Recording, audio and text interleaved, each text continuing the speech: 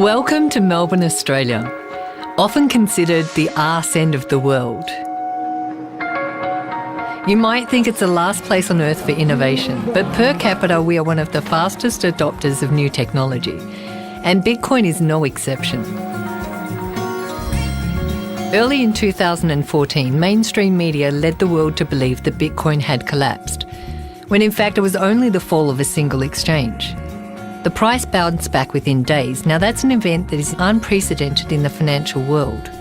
But the same media outlets didn't want to run that side of the story. So we thought we'd balance the scales and give you the opportunity to make up your own mind.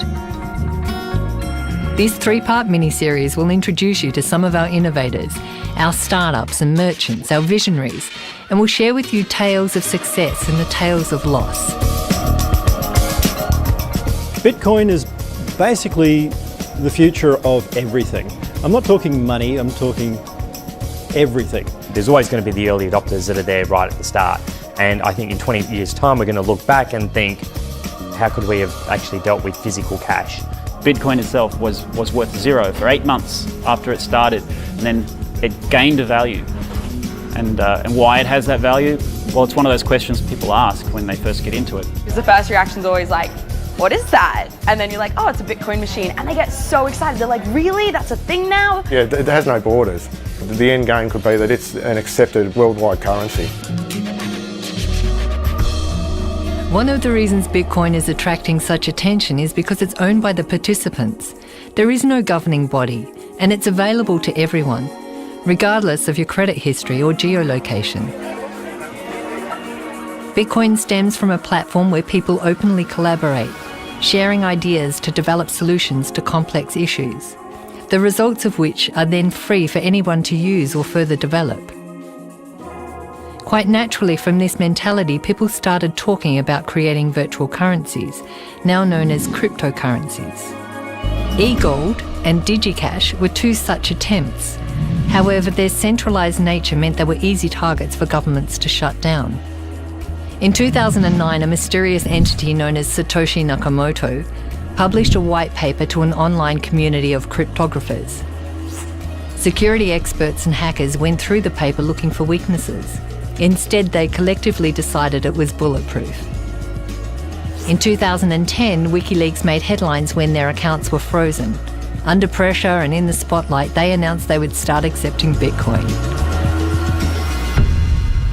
Knowing the code was in its infancy, Satoshi responded with, "WikiLeaks has kicked the hornet's nest, and the swarm is headed towards us." Shortly afterwards, the lead developer Gavin Andresen told Satoshi he was going to a meeting with the CIA. Satoshi disappeared, gone without a trace. What was left behind has rocked the world in 5 short years.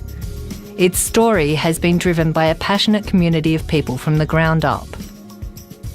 We're living in an age where the speed of innovation is critical. Environments that encourage people to collaborate and act quickly on ideas are gaining momentum. This is happening in physical spaces as well as the online world. Welcome to the world of the co-working space.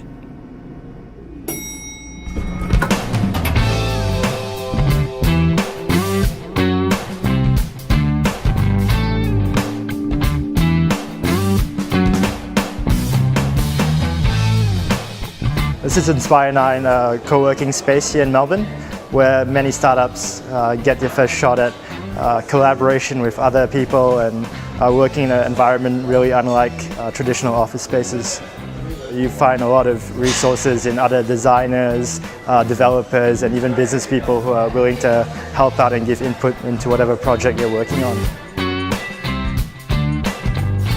Some really good startups like Adioso, Rome to Rio, Uber were based out of Inspire 9 as well. So it's a great place for people to tap into the resources of the local startup community.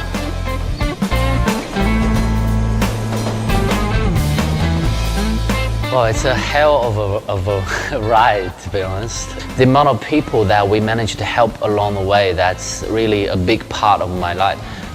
We're not doing it for anything else besides our passion, same like people do project on us for their own passion. And so it's a great experience for me. I would, if I go back, 3.5 years ago, I would do it again, but I probably take half a year break before I start.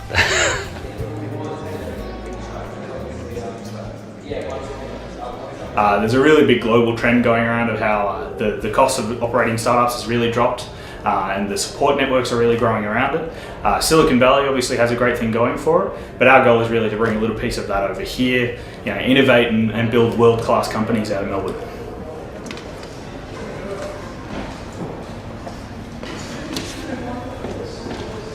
So for people who have been going crazy working from home alone, coming to a co-working space is like a breath of fresh air. And for people who are working at the moment, this is a great alternative to a larger corporation or a big business where maybe the culture is a bit stale. We do believe in doing business, for good. So people, planet, profit. It's also known as the triple bottom line. Essentially what that means is you can never make any business decisions or financial decisions based on profit alone. You do have to take into consideration the people and the planet as well. So while co-working spaces are ideal networking environments to build and create businesses, a cryptocurrency is created by a global network of computers that communicate via the internet. This setup is known as mining, and the people who run them are called miners. George from The Hub explains. Your developers, your software programmers, anybody who deals with systems and numbers, when they create a network, it will be a network that is made or built so that it doesn't need people as much, right? It can run without people. But at the same time, it's the people that created those systems. The Bitcoin mining community, the miners, their form of expression in terms of networking is through the systems and the numbers.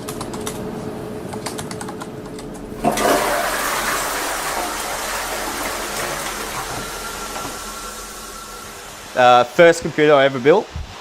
That was doing well for about a month and realised, okay, shit, this might be profitable. Build our second. So they're 7970s.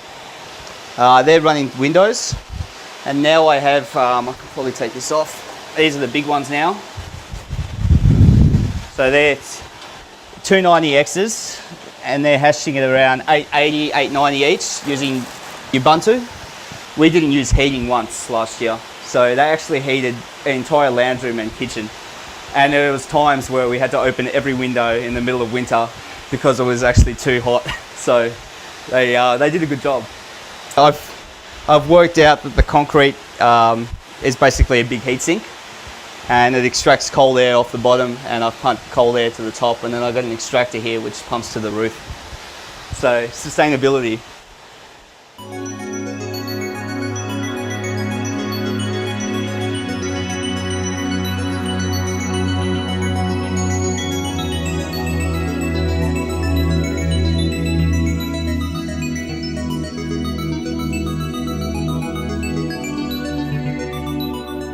So this Bitcoin network checks and verifies all transactions to make sure they're legitimate and they're not duplicated.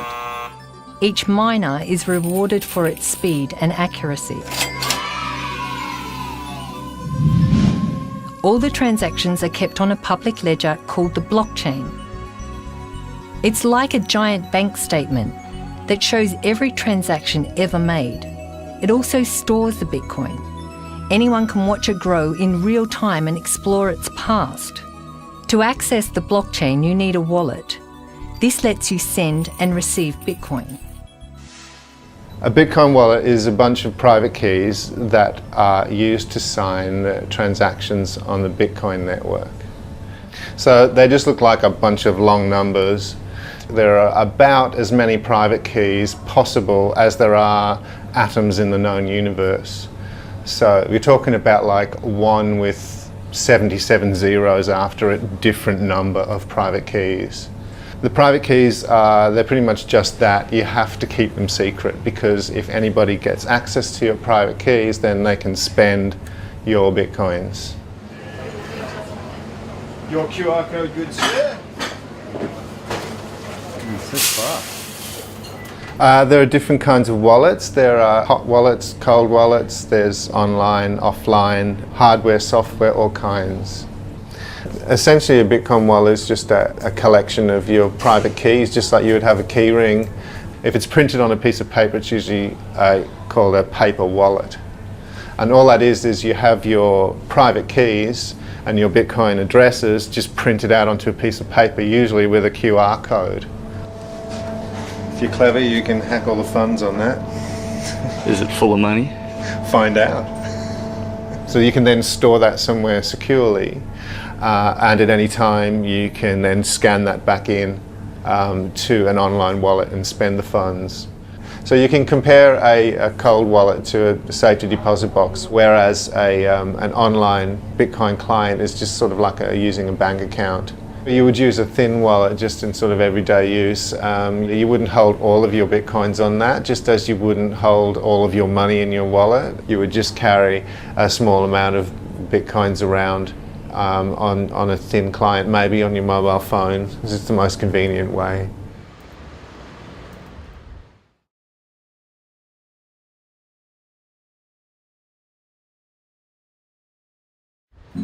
So say you had your Bitcoins on your phone and you're ready to spend. Where would you go? Well, there are many shops, cafes, services and online stores who accept Bitcoin. If you thought it was just for computer geeks, think again.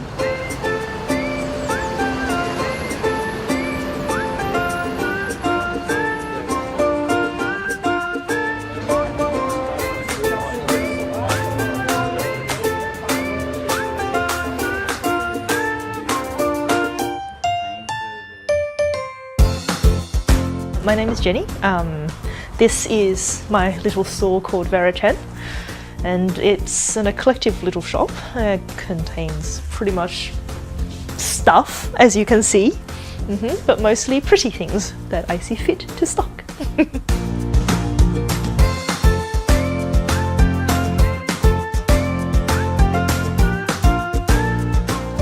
These little things here were the first product that Verichen ever sold to someone who purchased with Bitcoins, and since then I have renamed these products to BitBunny. Our system's also geared up to print up the receipt to say that you have paid in Bitcoin instead of credit or cash or miscellaneous.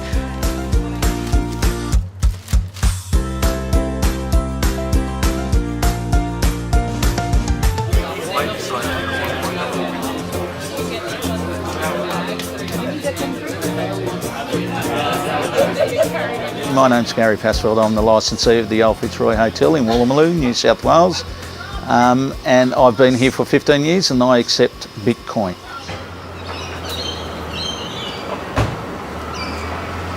It will be rare that we don't get somebody inquiring about it weekly. It's amazing the exposure we're getting out of it. It's quicker than an EFTPOS transaction. Yes, you do need a tablet, but that's your only outlay. Everything is simple from there.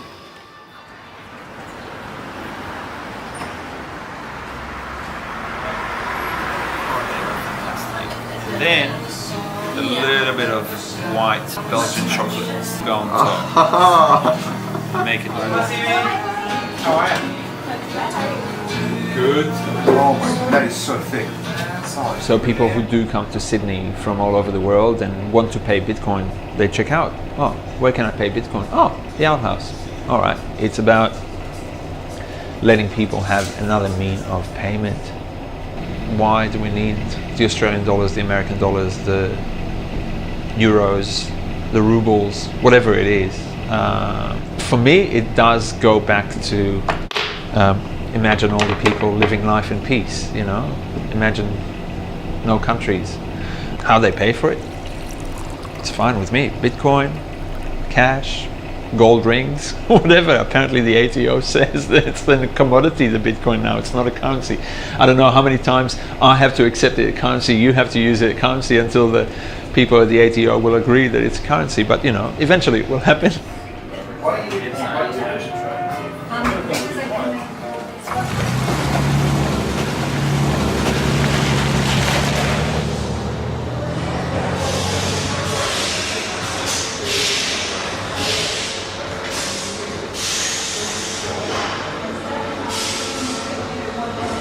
So Tamar is building the flux capacitor at the moment. Don't laugh, that sounds cool. Well, my name's David Brim. I'm CEO and co-founder of Tomcar Australia, and here we are in the manufacturing facility of Tomcar in Melbourne. Tomcar is a rough, ready, hardcore machine that you can fix it yourself. And we are peer-to-peer. We speak directly with our end user. And we name every change after a customer. So there's a sheep station in Western Victoria who wanted an extra grab handle on the driver's side. So that's Deborah and David Bain. So now we've named the grab bar the Bain bar. So you can order the Bain bar now. The high gearing is named after Peter Crombie, who has a big cattle station in Longreach. So the Crombie set for the gearbox, and there's a number of other things like that.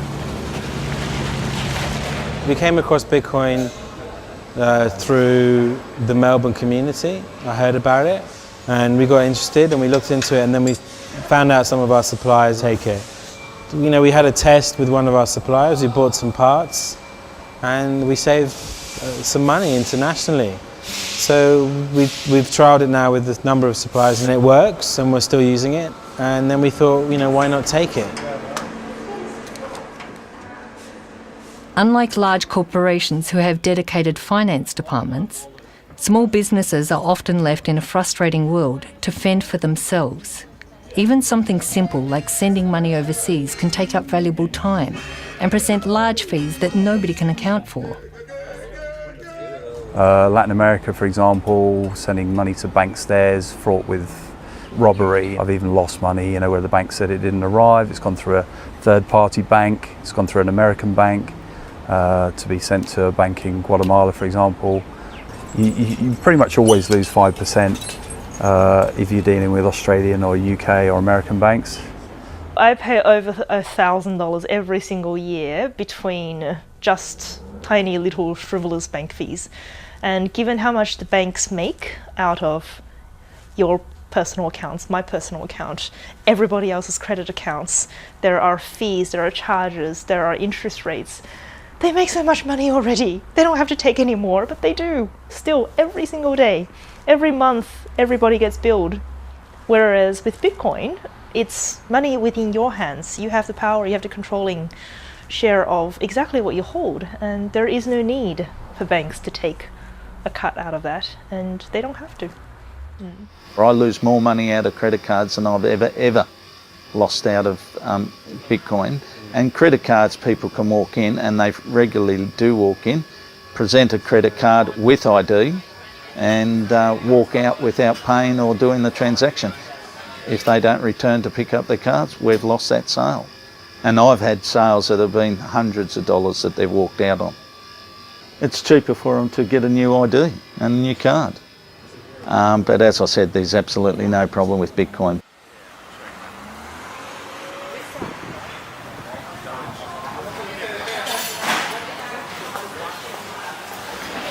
My name's Chris Tay, I'm a pastry chef. This is my shop, Black Star Pastry. We had the first Bitcoin ATM in Sydney installed here about 4 months ago. Yeah, it's been great.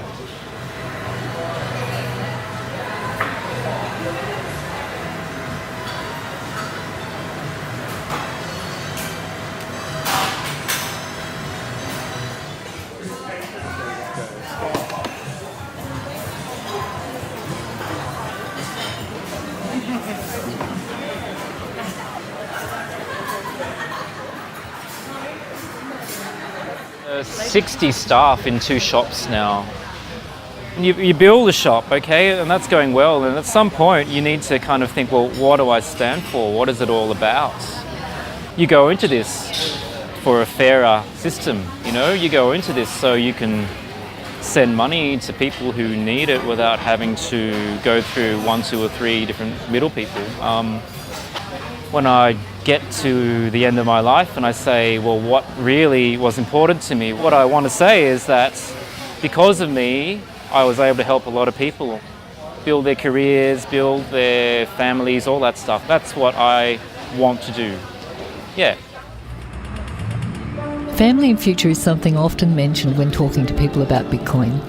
People who have studied the history of money and know the fragility of the current financial market often see Bitcoin as a safety net. okay, so we've brought these 4 children into the world, and we thought their future ought to have been pretty squared away, right? But now as they get older, I mean, our eldest daughter is 16. You think, what okay, so how's this going to work for her again? She's going to have to raise how much money before she can afford to follow mum and dad's footsteps? This is what happens when you create this huge lake of liquidity that is roaring around the world, desperately searching for yield at all costs. This is what you get, right? And the problem with that is that people can liquidate pretty damn quickly. Anyone who trades anything will know that you go up a stairway, and you fall off a cliff. So here's this hugely complex, over-leveraged system. I can't tell you, when that might fall, and it could be something very insignificant, but it doesn't matter. We've baked that into the system, and when that liquidity is removed from the system, it will take our breath away.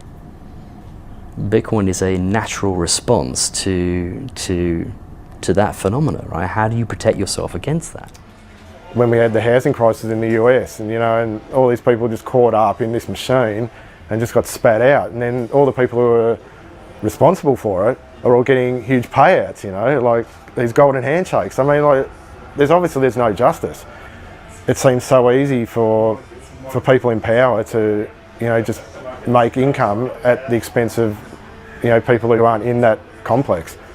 Instead of us just sitting there and taking it, we have to take matters in our own hands and do something that's outside that whole sphere. That's why I thought Bitcoin seemed like a really good idea. It's something that really takes the power away from the big banks and big government and puts it in the hands of the people.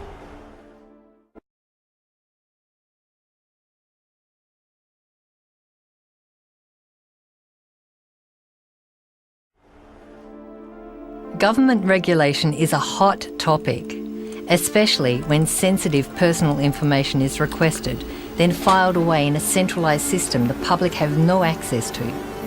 Regulation often overcomplicates life, and many people are now looking for easier ways to transact quickly without bureaucracy. Take, for example, one of Australia's largest industries. So to know what a quantum leap forward Bitcoin is for the gambling industry, you have to consider what it's like gambling with government currency at the moment. This is in Australia, which is a gambling-friendly, well-regulated jurisdiction. It will take at least 15 minutes to sign up and deposit with your credit card. Your credit card can then be charged at any time in the future. All the information you've given them, such as your email address and your postal address, that could be stolen or sold at any time in the future. Then when you want to make a withdrawal, you'll have to verify your ID by sending in a copy of your credit card, sending in the front and back of a government-issued ID, and sending in a utility bill. And then you'll have to wait 2 days for the withdrawal to come. Now, if you used Bitcoin, you can do all of that in less than 2 minutes. Less time than it takes me to explain how long it takes to do it with government currency. And you'll also be able to bet anonymously. You might value your privacy from people you live with. You might be worried about tax implications. You might be worried about legal implications. So Bitcoin can get around all of those problems. Gambling is just another thing that it makes easier. But it's a very popular thing, which is very difficult with government currency.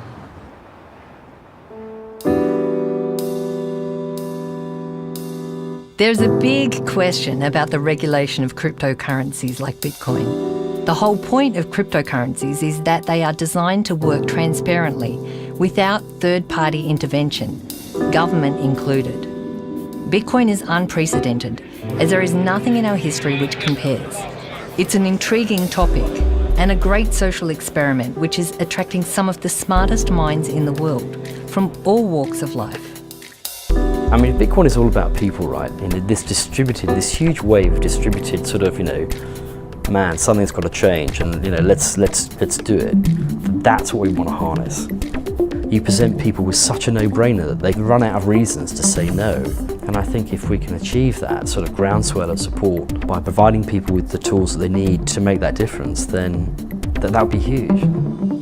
There's a lot of unbanked people in the world, people who don't have access to the world economy. They're pretty much shut out of a bank account. And because Bitcoin is as cheap and easy as sending an email, it's going to make a lot of difference to a lot of impoverished people who are unbanked or underbanked. And as long as people create value for it, which they will, you just can't kill it. It's in too many places, it's everywhere. One thing about Bitcoin is that the rate of growth is most certainly faster than the internet was. People always say, so what should we expect? You know, how long is it going to take to get mainstream adoption? I say, how long do you think it's going to take for the internet to have mainstream adoption? It was in fact only 7 years ago there were no smartphones because they hadn't been invented. So that required everyone to get a new phone, for pieces of hardware to be developed, to be distributed, to be sold in shops. Bitcoin doesn't require any of those things to grow into a commonly used thing. It's more like Twitter adoption or something like that. It just requires someone to poke their screen a little bit and, oh wow, now I've got a Bitcoin address. Well, I guess I can start accepting Bitcoin. Anyone want to sell some to me? Yeah, sure, I'll do that right now. Bam. Cryptocurrencies such as Bitcoin bring absolute transparency to the table. The concept is starting to gain respect from skeptics, and it's encouraging conversation about alternatives to our current archaic financial system. The study of nature shows that change is a constant, it's an evolution, and an integral part of our survival as a species. Our ideas are a reflection of this. We can either protect our ideas by locking them away, or we can set them free and test them against a changing world. This realisation is clearly apparent in the world of software, where we have two models, proprietary and open source.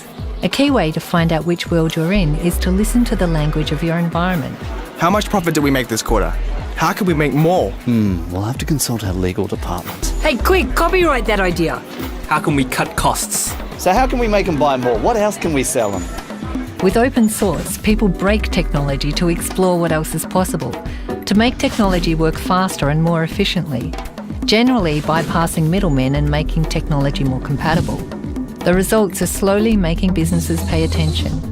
Think Android, which is now the most popular smartphone in the world. Language around open source projects could sound something like, If we share the foundations of this project, will it help other people in the future? Let's open up this project so others can contribute.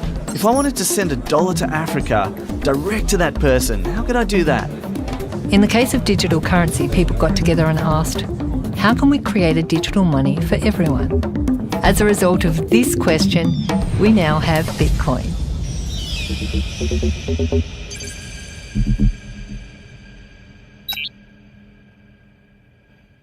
Bitcoin will solve some problems, but it won't solve every problem, and it's not going to be solving democracy for us. It's quite a controversial thing to say, but I think Silk Road was probably one of the better things to happen for Bitcoin. From a legal perspective, a lot of the people in the legal industry I've been speaking to are fascinated because it's so rare that the law has to deal with issues like this.